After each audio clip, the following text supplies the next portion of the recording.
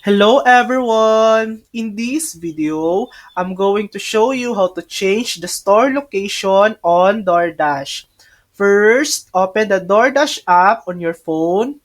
Here's how it works. The app automatically selects the store based on your delivery address. It chooses a store that is closest to you, has a high rating, and it's not too busy at the moment.